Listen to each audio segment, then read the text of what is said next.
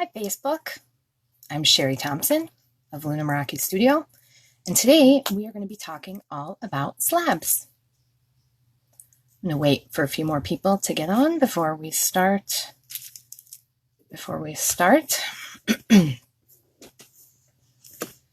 But to get going, we can talk about where everyone's from. I am from the Upper Peninsula of Michigan, way, almost all the way up to the top, in a little town called Hubble, just outside of Hone. Where are you from?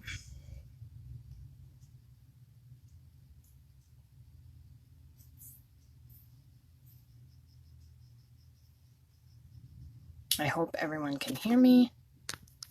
This is my first official Sculpey Live video, my first Facebook Live period, so let's hope it all runs smoothly and we have no issues, knock on wood. Hi, Joan. Wow, 99 right now. We had a cool day today. We've had some warmer days, but we've definitely had a cooler day today, about 70, 75, so it's a nice little break from hot and humid, but anyway, there's no snow, so I'm happy with that. Let's see. Hi, Janice, Brooke, Manola. Oh, Chicago, that's pretty close to me. Few-hour drive.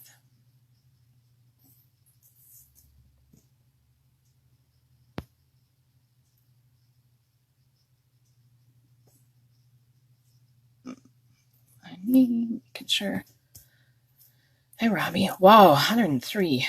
Whew, that's a bit much for me. But it's still no snow. I don't like the snow. Although I live in a place where we get about 350 inches a year of snow. I think I live in the wrong place. Southern New Jersey. Hi, Casey.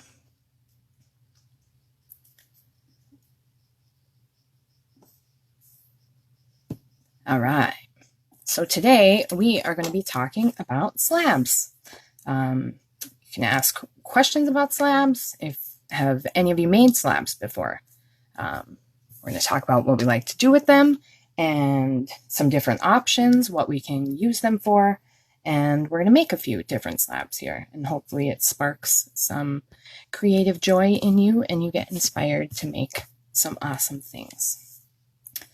So first, I would like to talk about maybe the difference between a veneer and a slab. I hear that those terms used, interchangeably, and to me, there's a difference. I find a veneer to be a smooth, burnished surface. So I refer to that as a veneer, something I could run through the pasta machine and it would be nice and smooth, no texture or anything to it.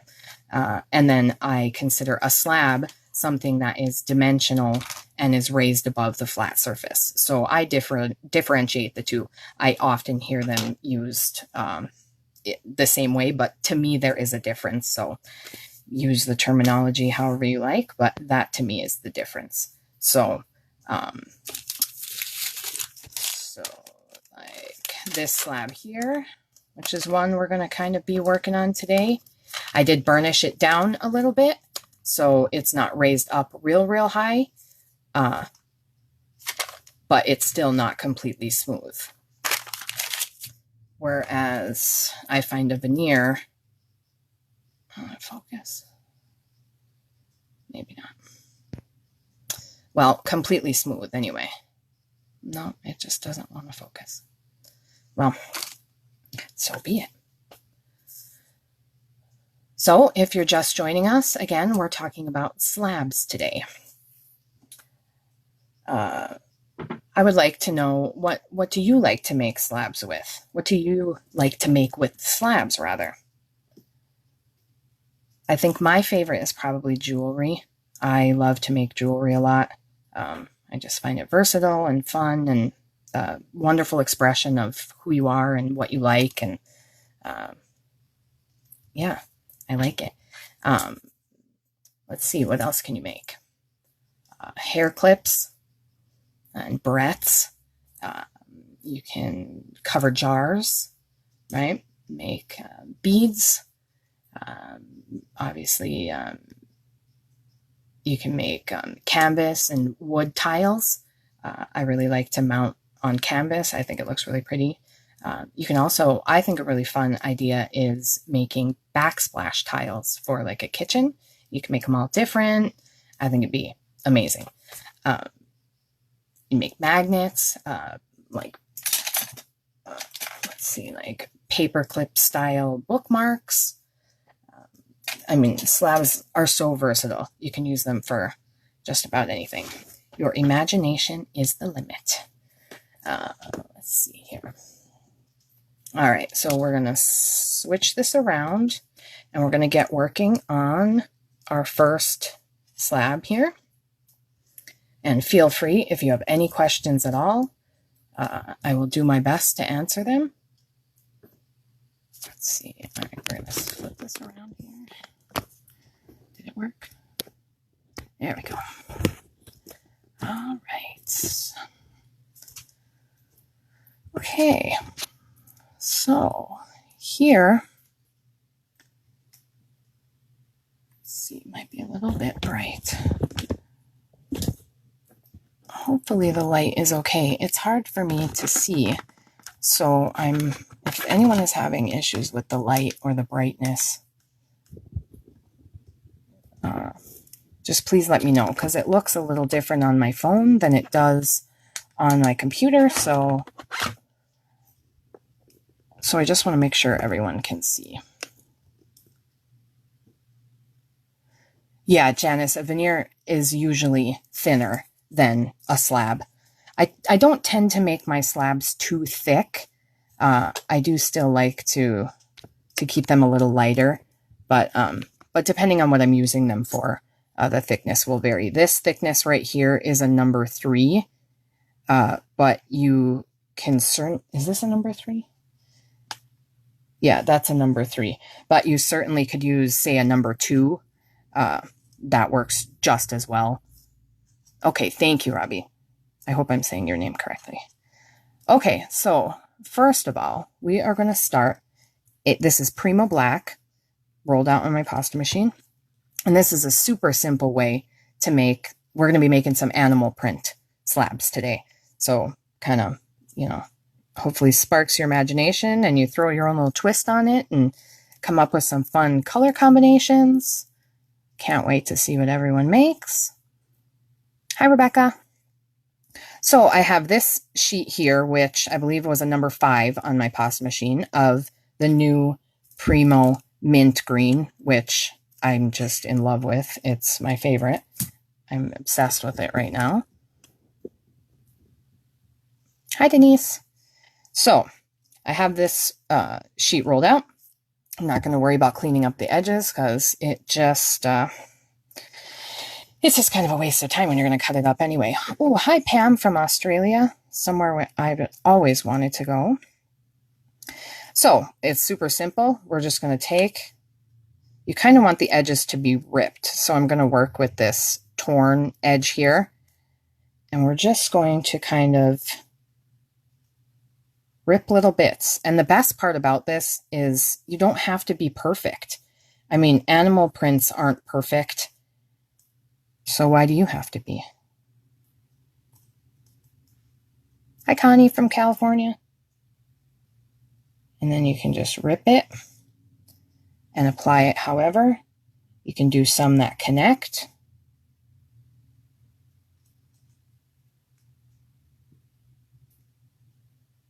Some that are small.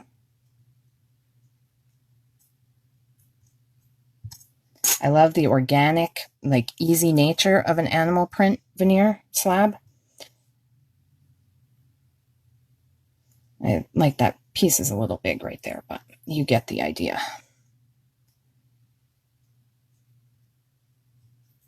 Of course, my first practice one came exactly how I wanted it.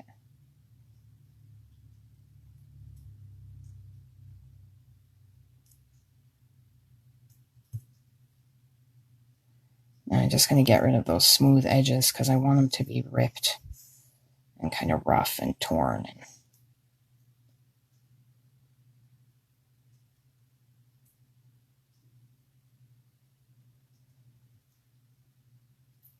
Now, I'm not necessarily going to do every slab in its entirety because I'm basically just trying to show you a bunch of techniques in this time we have together here.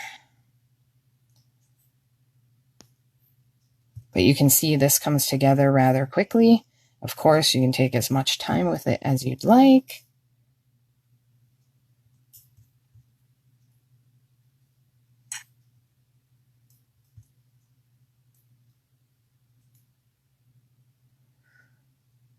So what else do people like to make with slabs?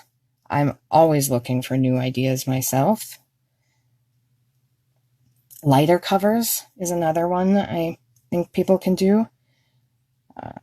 I know you can get forms for like Bic lighters and stuff. Or I know some people use aluminum foil to make a base. Oh, isn't the mint green wonderful? Oh, it's just, I love it. It's my favorite. I know lots of people like to mix colors, and I do too, but oh, there's just something so easy breezy wonderful about just using a color straight out of the package and having it be what you want. I love this mixed with like a brown, like a burnt umber. Oh, it's just so pretty. I find it works well with many different colors.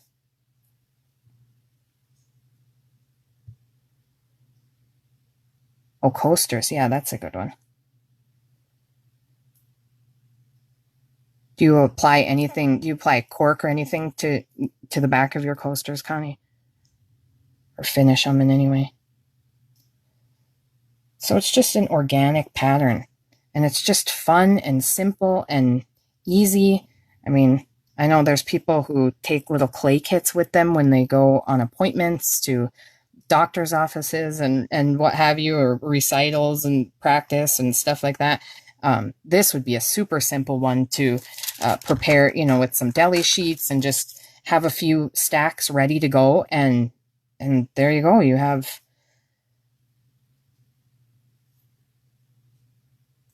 slabs ready to go for future projects.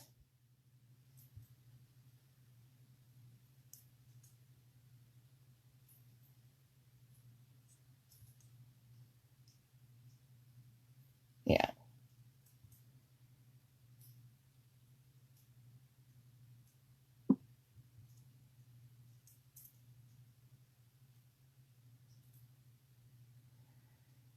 Now, what kind of slabs do people like to make? Or do you like floral slabs? Those can be just beautiful, like the floral botanical with leaves and vines and amazing detail. I mean, you can spend hours and hours making slabs. They really are fun. See, that's a little, I don't really like that one. These are a little too straight for me.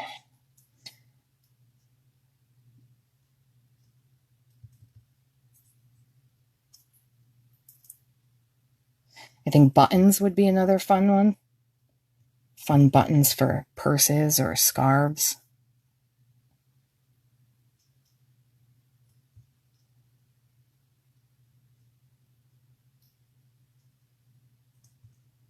Oh, I would miss my clay station too.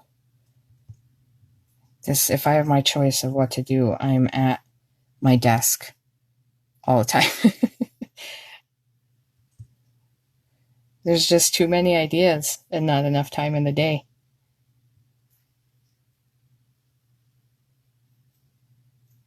Oh, that's a little straight too. I don't like them straight. Now you can add another color into this, another color of clay, or you can use some pastels, which I will show you on another one of our slabs we're going to do here after a bit. I mean, the sky really is the limit with these techniques to make them your own. Adding some gold leaf or silver leaf or copper leaf or whatever little bits in there would be gorgeous. And we're going to use some gold mica powder. Can't wait to see people's variations. All right, so you get the gist of that.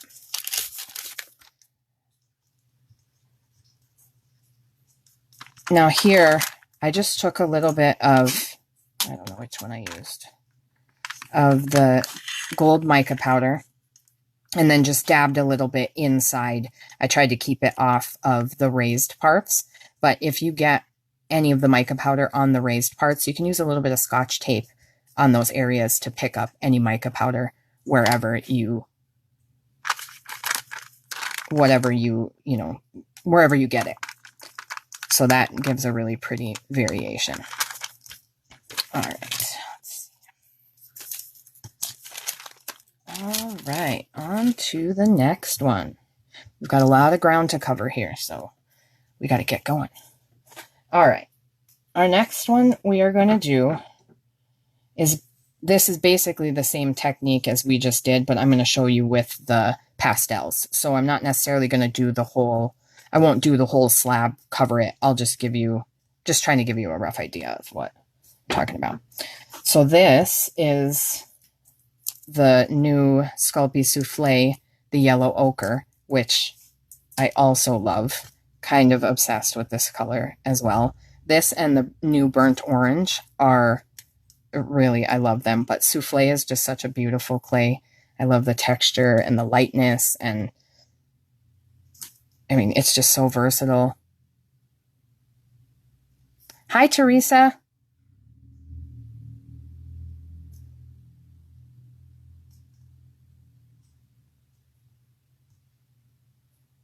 I don't know if I didn't introduce myself. Did I not introduce myself? Maybe I didn't. I'm Sherry Thompson of Luna Meraki Studio, a proud member of the Sculpey Design Squad.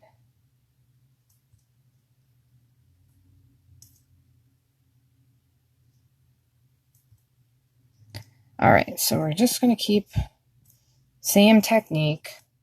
I won't try to bore you with this too much, but I just want to show you a little bit how, seeing kind of organic and sporadic. You can have it where they don't touch. You can have it be in a circle. There's so many varying patterns. If you actually look up, wildcats, I mean, it's incredible, the variance. So some of these are loosely inspired. Some of them I tried to get kind of close. I just say run with it. It's such a recognizable thing.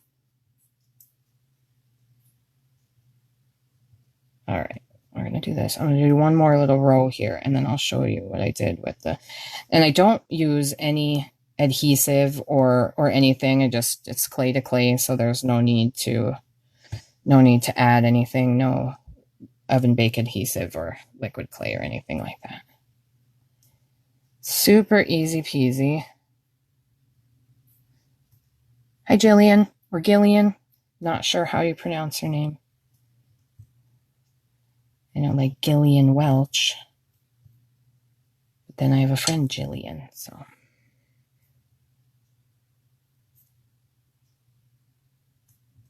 That didn't exactly go where I wanted it to. Gotta tell the clay who's boss, right, Teresa? I'm the boss. Okay, so I'm not going to necessarily keep going. Oh, wait here. All right. I like odd numbers.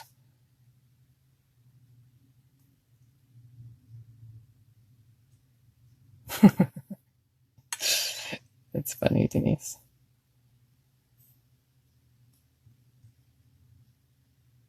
All right.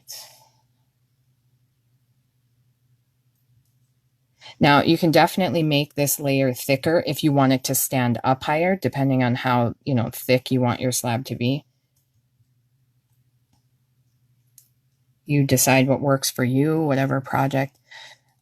This color, oh, sorry, this is the raw sienna, Connie, if I didn't say that, which is primo.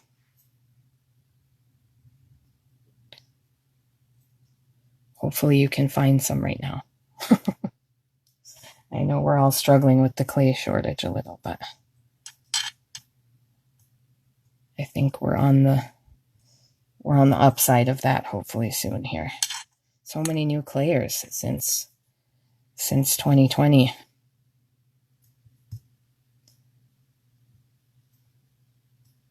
Okay, So there you get the idea with that. Oh, it sounds like a J. Nice. Okay, so I have one of these wonderful Wet n Wild brushes from the dollar store. And I have some pan pastel here in burnt umber. Of course, you can use any pastel. The stick pastels work. I just use a little straight blade and I just scrape some off onto a tile or deli sheet or whatever and use it like that. I just like how neat and vibrant these are. So I'm trying not to get too much, but I'm just going to kind of put in the center here. And it just makes it pop. And again, this is another place where you can use mica powders instead, or mica powders on top of this if you want that shiny metallic, or glitter, or I mean, you can dab paint in there, alcohol ink. That's the amazing thing about polymer clay. It's so versatile, so accepting of so many other mediums. That's just what makes me love it, right? It's just, inspiration never ends. And you can also just add a little bit kind of on the outsides. And again, this is creative liberty with nature. You can try to get it exactly close to the big cat you're looking at. There you go. There, you get the gist of that.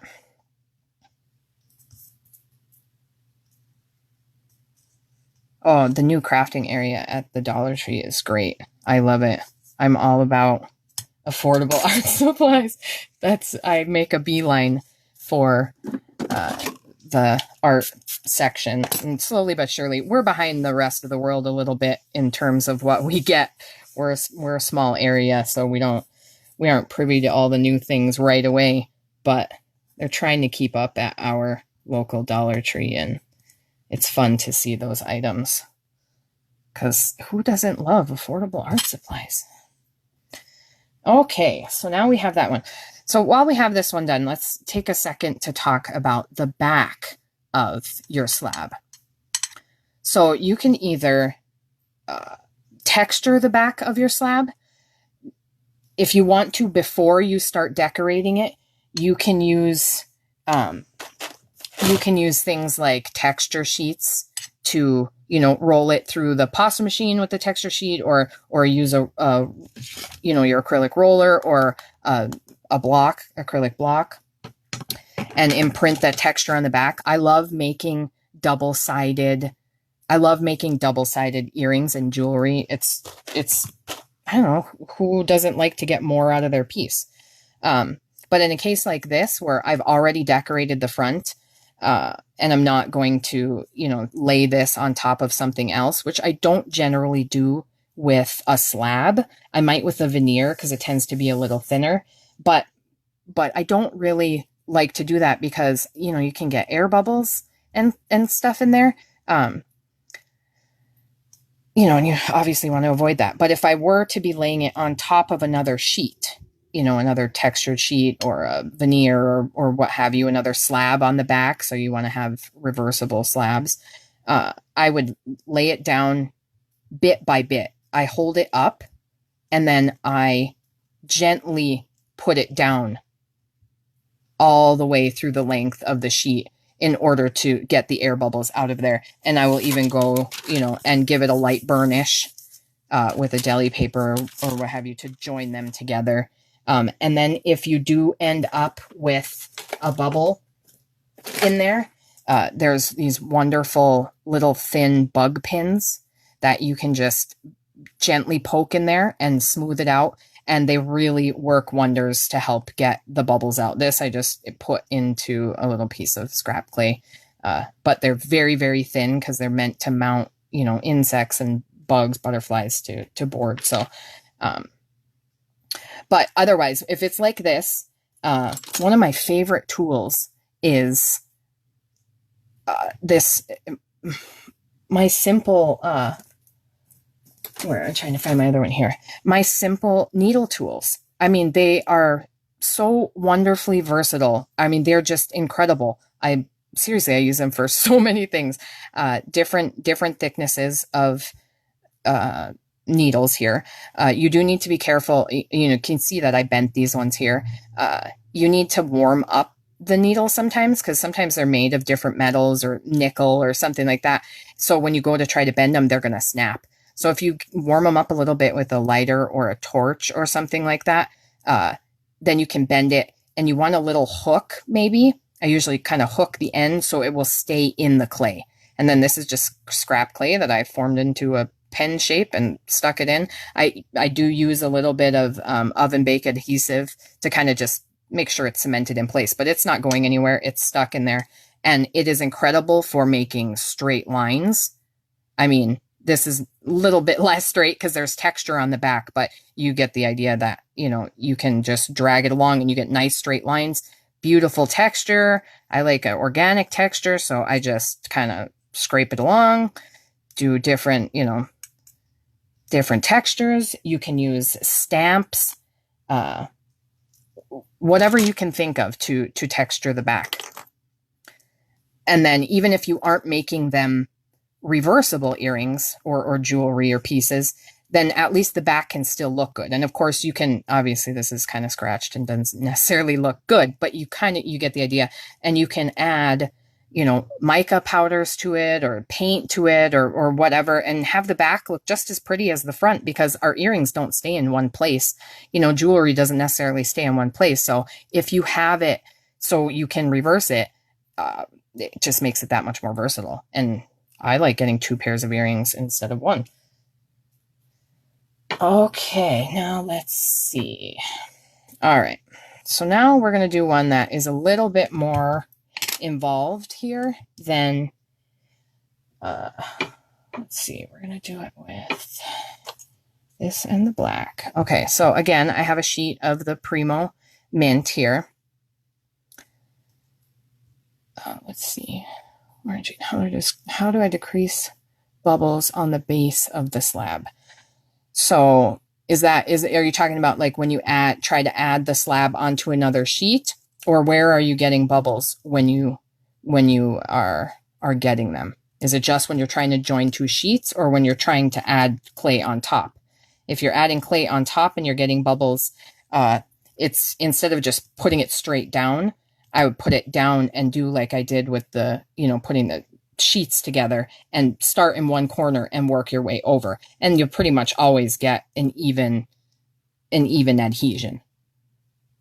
So if that didn't answer your question, Lauren, then I guess elaborate a little bit more. Okay, so this one we're going to do another fun little... Okay, so I have these just circle cutters. Of course, you can use any kind of regular circle cutters, whatever you want to do here. I think I'm going to use this one too. And these little etch and pearl tools, these from Sculpey, these little etch and pearl. If you don't have these are awesome for textures and holes and beads and circles and making little domes. They are so versatile, so fun, awesome little tools. You can use this for that as well. So we're going to take, here, I'll show you what it's going to kind of look like. This is, of course I don't have this sheet made up anymore right now, but it's going to kind of look like this. So all of these little sections are different points. And I also used these oval cutters. If you don't have the push ones, you just have regular ones, use whatever you have. You can also, Sculpey has these wonderful stencil cutters. You can use those. See, these have the little ovals and there's little circles. So these are great to have as well. They take up a lot less room than cutters. And, when you pop the little section out, you have that section to use plus the inside of this. So it's really great. I mean, this many cutters would be so much bigger to have to haul around. So these, you know, flat cutters are great.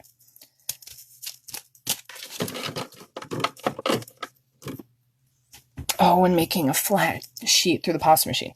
Okay, so getting the air bubbles in your flat sheet on the pasta machine can happen a couple different ways. It can happen while conditioning, you know, especially if you have, say, a lump of clay, you know, say scrap clay or something like that, that you're trying to put through your pasta machine. That can easily get air trapped in it because it's a bunch of random bits smushed together, right? So the answer to get those bubbles out is to just keep conditioning it. And always when you run it through, you know, run it through and then fold it, and always put your folded part down into the pasta machine.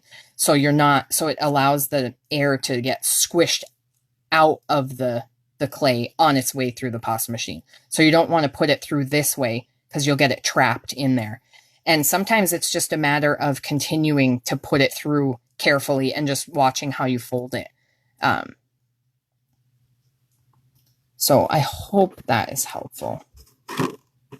And then again, also if I'm finding that like I just have a sheet that is particularly full of bubbles, that's where my pin comes in handy, and I will pop them, and then again, be careful as I fold them through, or I'll pop them, then run it through flat again, and then fold it, and then put it through, you know, put it through with the fold down like that. So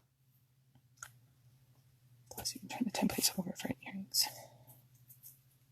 Oh yeah, the templates are so great. Okay, so here we're going to just use, I don't think I used the big one. So I'm just going to use some circles. Get stuck. I don't think I need a big one. I have some little ones. And again, this one will take a little bit longer to do, so I'm not going to do the whole sheet, but I just kind of want to give you an idea of the technique. And hopefully, you know, maybe you can jump from there and come up with an even more awesome idea. Let's see. Okay, we got some tiny ones, little tiny. I do like these plunger cutters. These are just from wherever, Amazon, wherever you get them. And let's see, I'm going to do some of this size.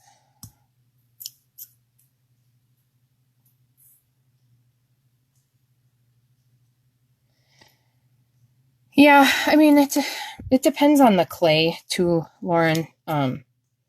Obviously, the older the clay, the more conditioning it's probably going to need. Fresh clay really doesn't need a whole lot of conditioning. A couple runs through and it's great.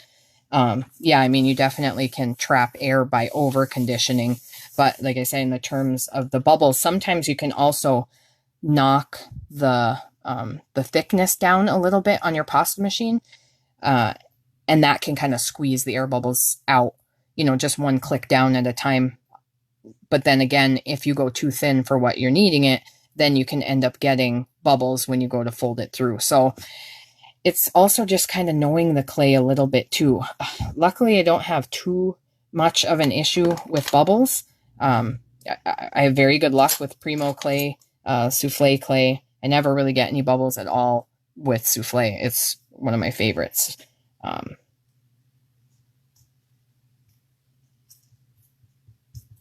Okay, so now we're going to we don't want them exactly round. We kind of want them, you know, oh, I can see this is a little bit thick, maybe.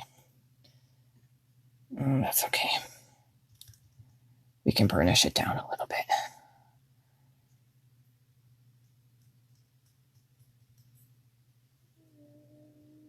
And of course, it won't come out as pretty as it did when I practiced it because, you know, that's the universe playing its, you know, fun little jokes on me. As long as I keep my sense of humor. Hopefully. Sorry, that little noise is, I have this repurposed pen piece that was just solid and it made perfect little circles, but usually gets stuck, so I have to blow the clay out from right there. So that's what that noise is. So don't mind me. Okay, so we're going to, now these ones on this one, I did connect them all the way through, and we're going to smooth that out so it'll look a lot more homogeneous here. Unless you know, like that look, then you keep it like that. You do you. However, now you can also use the etch and pearl in this case. They work great for right there. They do give you the like perfect circle right there, so I tend to use it kind of as an accent piece, like an accent part, because I'm going for kind of, you know, a little bit more organic shape. So I don't want to, let's see here. Like I said, I'm not going to do this whole one. Yeah, I definitely think souffle can be less bubbly than primo. But like I say, I don't really have too much of an issue with primo or souffle in any way. Like they're my go-tos usually, just because I just know them and I know how they work, and I know that my project is going to come out the way that I want it to, because, you know, my clay is going to work the way that I wanted it to. Yeah, Super Sculpey. I've made a few things with Super Sculpey. I would like to make some more bigger, more sculpted projects. I just don't have the room. I don't have room to put some of these projects, but hopefully soon. My husband and I are working on opening a gallery, studio, class workshop area. My husband's a wonderful ceramic artist, so hopefully I'll have more room for some of that stuff in the near future here. So many ideas, but not enough room to put it. All right, so once I get this done, I want to be able to show you these other veneers, so I want to make sure we get through these. So here you can use whatever kind of smoothing tool, you know, see, and it kind of just gets and I mean, my fingers really, those are one of my best tools. And it's okay if you distort this. I mean, it's an organic, you know, it's an organic look, but see how that just changed it? I don't know if you can see it quite. Let's see if I can get this up here. You see how the difference, just how much smoother that is, and just it makes it look like one piece instead of this pebbly kind of look. Now you can also use a ball tool right here in this case, but again, I mean, my fingers, I just find that it smudges the clay in the way, I don't know, my hands and the clay kind of work as one a lot of times. That's why I can't really wear gloves when I work, because I like to feel the clay. I like to feel what it does, how it moves, you know, how it warms up under my hands. Okay. All right. So we got the gist of that, right? We got that idea. Okay. So in this instance, again, I used, and you can also, after you kind of, you know, do that smoothing out, you can just take, you know, and kind of burnish it so it's all even. You can leave it organic, however you want. This is one of my favorite things. It's, I think it was from Olive Oil, and this is a vintage button, which is one of my favorite textures on the planet. I love it. But this is like the handiest little burnisher ever. It's awesome. I love it. It's perfect. Works great.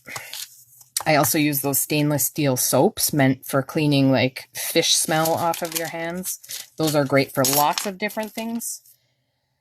Where am I located? I am in the Upper Peninsula of Michigan, way up at almost the very, very top of Michigan in a little town called Hubble, just outside of Houghton, where most people have only heard of like Marquette in the Upper Peninsula. I'm about 2 hours away from that. Beautiful, beautiful area. Lucky to live right by Lake Superior. That's what keeps me here. Okay, and here again, I'm going to use a little bit of of the pan pastel right in those recesses.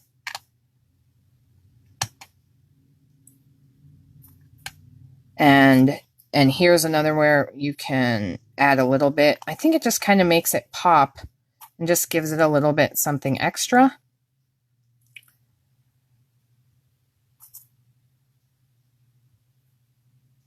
Now you can go as heavy-handed as you want with that, or as light as you want with that. Obviously different colors. I think a slab like any of these would be really cute with like a pink and gold, and maybe like a gold leaf. I just didn't get that far yet, but so then it's not too bad on the black. You know, I can see where I got the pan pastel, but so the tape just takes it right off of there. And then again, you can texture beforehand, texture after. Obviously, this is demonstration purposes, so I'm not worrying about that too much right now. All right, one of the other ones I want to do, because it's just such a fun technique. All right, I have, again, because like I said, kind of obsessed with the mint green. Okay, so now here I have these irregular shaped cutters from Sculpey. Now this does exactly what I want them to, but you can also do this same idea, but just use like a larger circle or oval, and then you know, you can cut a larger circle or oval, or you can cut a section out of it and then misshapen it.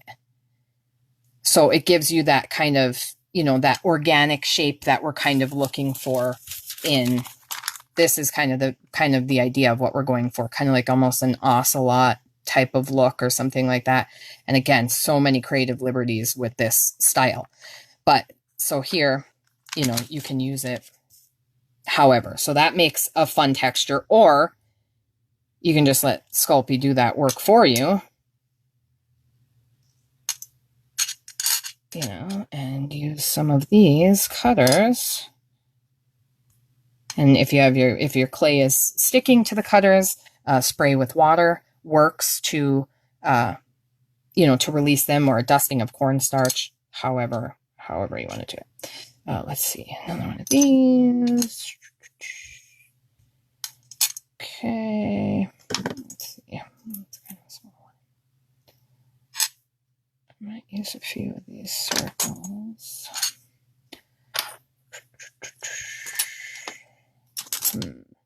I think another thing that I did too was, I'm trying to remember what I did. I think I cut it with oh, well, that didn't really work with that one. But you can cut a larger circle, just cut a slice in it and then manipulate it that way. But using with the cutters is probably easier. Okay, so now we're going to just put these in varying places. We're going to use this one that I made by hand. So you basically, like I said, get the same effect. So if you don't have those cutters yet, order them. And in the meantime, you can practice with your other cutters. Yeah, like this one, that might be a little bit too small. Let's see. No. Oh, don't mind me. Let's dig into my loud tools over here. All right. Let's see, I don't want a perfect circle. So here again is where I can use the ball tool and kind of, you know, give it an organic shape. Okay. So now, like I said, we're not gonna go through. We're getting close to the end of our time here. So before we go, we're gonna keep working on these slabs. But if there's any questions or anything anyone wants to know, or any ideas you'd like to share, please feel free. Okay, so here, of course, you can leave it smooth like this, or you can add some fur texture. which you can do in a variety of ways. You can use, I might have to use a little bit heavier one. You can use the etch and pearl tool and drag it. Okay. You can use, you know, if you end up making one of these homemade needle tools, you can drag that through there.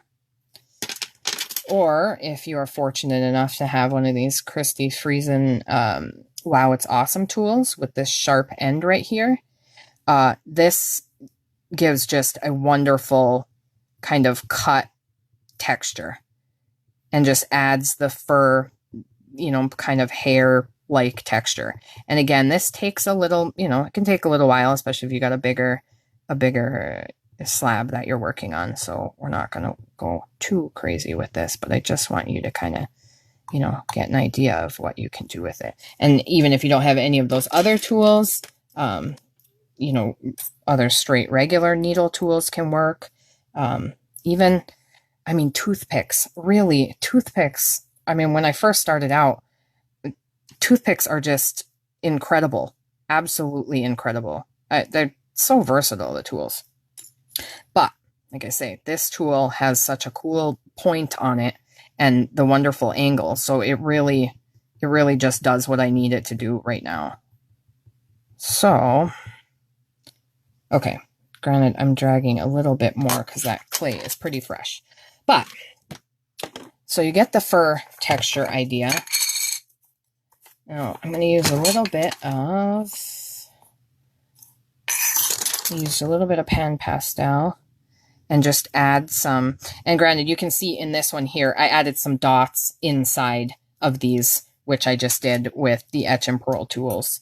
Just nice and small, even circles, you know, inside of there.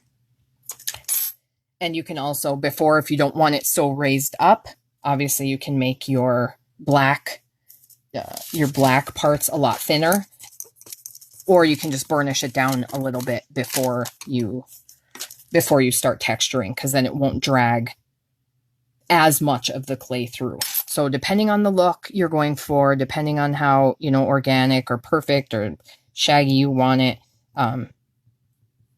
you know, just try it a couple different ways and see how you like it.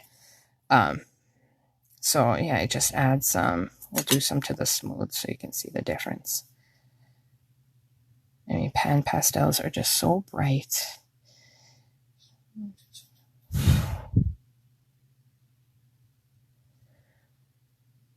I did a gold leaf. Okay, let me get out some gold leaf. I don't have any of that one done right now, but we can add some of that gold leaf to this other one that we did. Okay, so I did a little bit of green. Just give me 1 second, Janice. A little bit of green here. You know, a little bit of turquoise, however, whatever colors you want. And again, I'm going a little heavy-handed with it right now simply because of speed, but, you know, use that tape and get rid of that. So you can see the difference between the smooth one, which is a great look too, or the textured one. And I would probably burnish it a little bit before, you know, before dragging, because then you will avoid some of this, you know, little bits right here, which isn't necessarily bad. It kind of just adds a little bit more, you know, a little bit more texture to it, a little bit more fur-like. So, I mean, just play around with it and see, you know, what you want to come up with on that one. And then, what was the other one we did here? All right. The name of the pastels. I am using pan pastels. They're called artist pastels. They're wonderfully rich and kind of creamy and smooth. They're just beautiful, beautiful, beautiful. So let's see. All right, this was backwards. I did this here. Okay, so that basically was that same technique. I have my sheets backwards. This one's too thick and this one's too thin.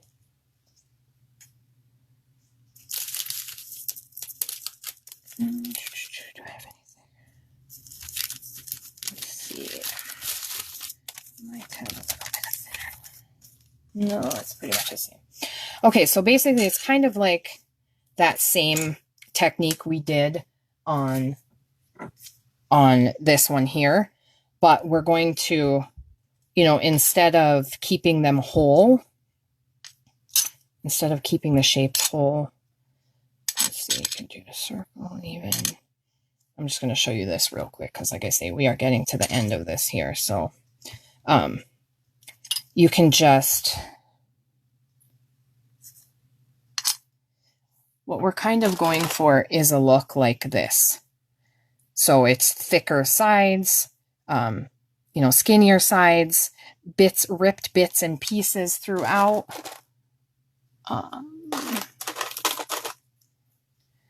Yeah, different. So, and then open sections.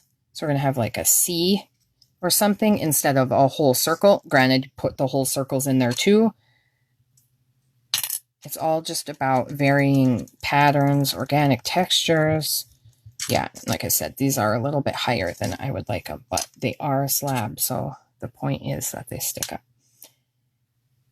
Kind of like that. Okay. And then you can use these like leftover bits and just rip. Of course, when you're doing it live, it just doesn't want to go the way you want to. And like little ripped parts inside of there.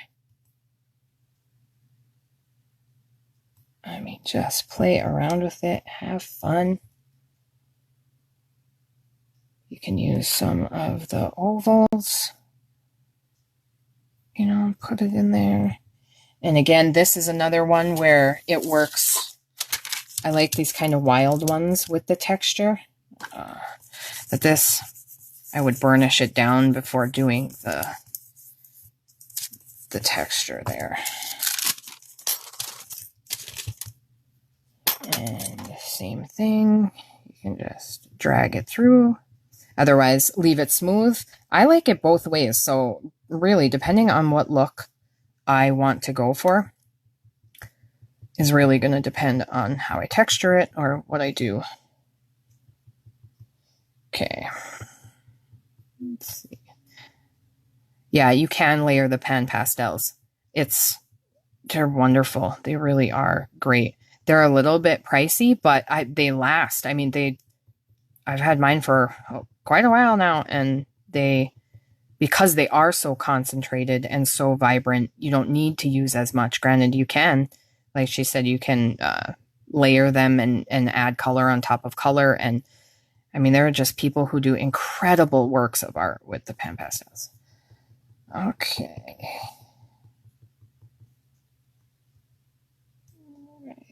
So what is everyone's favorite clay? Like Primo, Souffle. I really love Souffle. I do. It's one of my favorites. Okay. And again, this is one that you can add some, you know, pastel color to it. This one would be cute with color, or you can just add some black into those for some dimension.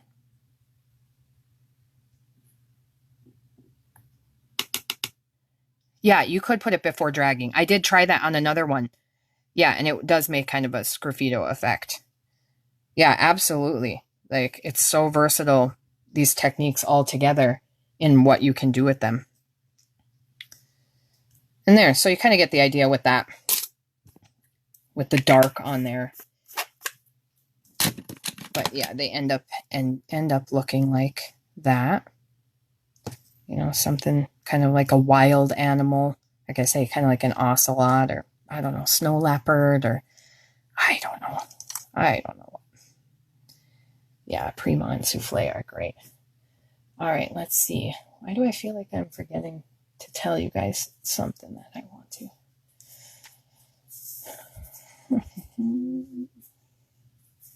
So if anyone makes anything inspired by today, you can tag me or use hashtag Sculpey or hashtag how do you Sculpey, and I can see what you made.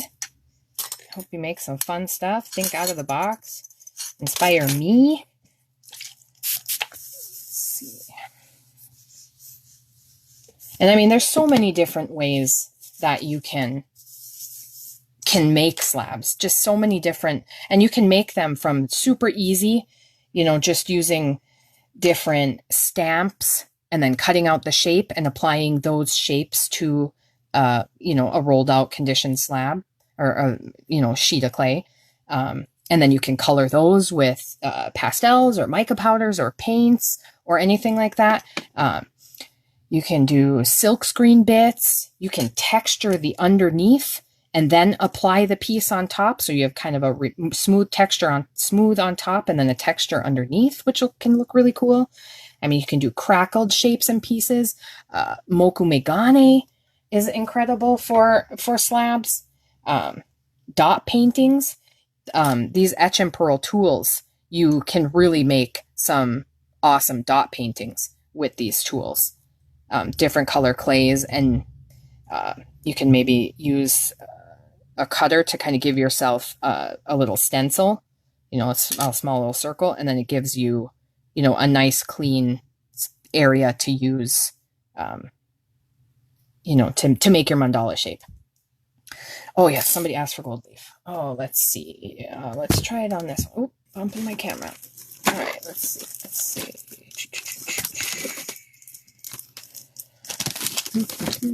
I'm looking through my leaf here. Give me a second. We are very close to the end here, so we will. Okay, let's see. Oh, that's copper. Okay, we got some gold leaf here. And I mean, some of the botanical slabs really, I mean, can take hours and hours to do. What surface do I work on? Well, this underneath this tile, I have a glass cutting board, a large glass cutting board that I just put some grid paper underneath. Here, I'll kind of move it to the side. See, I just have some plastic grid paper that I slid underneath with a white sheet, and it gives me super fine measurements and stuff. I love it. And this glass cutting board I got from a thrift store, and it's absolutely perfect. I do know Teresa in her shop has some wonderful glass mats that everyone, you know, is rushing to get. You know, maybe my cutting board will break and I'll have to get one of those. But those look really cool. She has the grid lines and everything already on those. So, but yeah, otherwise a tile, I usually use the tile when I'm filming just so it's a, you know, a brighter surface and you're not having to compete with the lines or anything like that. And as far as the gold leaf goes, I just have some sheeted gold leaf, and you can just accent the piece wherever. You can use the gold leaf, you know, let's see, let's try another, like just on top in there and have variation. You could do the gold leaf in the center. So wherever you think it looks the best. Again, I like when it comes to these kind of organic and sporadic patterns, you do have to think about once your piece is finished with the gold leaf or whatever color leaf you're using. I don't know, I find gold or copper is just really beautiful with these types of patterns and prints. You do have to be aware that they can scratch off on a finished piece. So, you know, it's best to seal them. So it depends what kind of look you're going for. You know, you might not want to have these sealed afterwards. So it depends, you know, what you're doing with that. So, but you can also, another way to do it, you could cover it with liquid clay and seal it that way as well. Because you can kind of control how shiny or matte it is. Because when you first like hear the liquid clay, it's not as shiny until you hit it with a heat gun. So if you don't want a shiny look, you can do the liquid clay and then just don't hit it with the heat gun after. And of course I would do the clear liquid clay. Sculpey has a wonderful line of all different colors of liquid clay, and the clear is what I would use in this purpose. And you could even use the liquid clay to do the coloring here. They're coming out with more and more different colors, you know, amber translucent, and I know there's like I believe a copper coming out, and there's all kinds of, I mean, really, the possibilities are genuinely endless. So So there, you kind of get the idea. You see in the various different spots, like I kind of like it, you know, a little bit less is more, just more as an accent instead of the entire, you know, instead of big bits. I like just like the little bits. But again, it depends on the look you're going for, what you're trying to achieve, you know, any kind like that. Does the leaf stick okay, or the pan pastels? Yeah, I'm not really, let's see here. Normally, normally I would probably put the leaf on before I did any surface treatments or anything like that. I'm just kind of trying to give, you know, just an idea here. But I mean, really, I'm not finding it coming off. You know, it doesn't really, once it's on here, I'm not really finding it wanting to come off. But granted, I haven't cured it yet to see how it stayed, you know, but again, you can kind of give it a little burnish down here so that it really makes the leaf kind of stick to it. So, but then also here, let's see what happens when we, oh, I got the color right here. Let's see what happens. If you put your leaf on first and then do your pastels, you're going to probably change the look of the pastel. Well, that didn't do too bad. It does kind of give it it's kind of hard to show up on camera, but it does kind of change it to almost a coppery look compared to the other leaf. I mean, you can kind of see it a little bit. But so I mean, it doesn't really stick that much, and you can kind of take your finger and brush it off a little bit. So you can add the leaf first. But as you can see, I mean, I did it both, you know, I added it on top of there, and it seems like it's on there pretty good. So just experiment and see what works best for you. And like I said, you will probably either way have to seal it afterwards, because even the pan pastels sometimes can, you know, brush off after, which is why, you know, I do love to burnish it. So, but I mean, like I say, I'm finding that it's sticking to over the pan pastels pretty well. But all right, before we go here, any last questions or anything that anyone wants to know? Or if I think of anything that I forgot to mention in the video, I will add it into the comments. But I mean, it's so fun. I love making these little domed pieces with the hollow bead maker, you know, because there's nothing saying you have to have a hollow bead. And, you know, and it's very versatile. I love it. It's so fun. Just gives it a nice different shape instead of, you know, the same old flat earring. But granted, most of these in here are the same old flat earrings. But, so there are many different shapes. These ones here were cut with the templates, wherever it is, whichever one I used, somewhere in here. Oh, right there, right on top. So that was used right there to cut that out. And the tops of these ones were cut out with this one here. And I like to incorporate. We'll have to do another video at another time on how to get the backs all nice and smooth, but we are out of time for that. I'm actually a little over here, but I'm having so much fun with y'all that I don't want to stop. So you get the idea. And it just looks fun and recognizable right away as animal print, even though it's only a tiny little ring. So versatile, such a fun technique, so many possibilities. I really hope you guys had fun. I had a lot of fun. This was my first live video, and I really enjoyed it. I think I'm going to do more. Thank you all for being here. Thank you, Brooke, Nayirka, Robbie, Manola, Connie. I'm trying my best to keep up with the comments, and the Mel and Joan. Thank you everyone for taking time to be with me here. I hope you enjoyed everything. I hope you had as much fun as I did, and I hope you make awesome things. Like I said, please use hashtag Sculpey or hashtag HowDoYouSculpey to, you know, mark anything that you post, because I would love to see what you make. with these techniques and what you can come up with, and maybe you can teach me something. So I hope everyone has a great evening and stay healthy and well and happy creating. Thank you guys. Have a great day.